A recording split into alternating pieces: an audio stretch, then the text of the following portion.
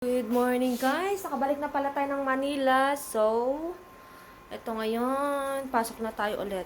Ito yung ating baon ngayon, pork and beans, naginisa, rice, of course. Then, ang breakfast natin is coffee. And hindi mawawala yung ating egg with paratha bread. Yummy!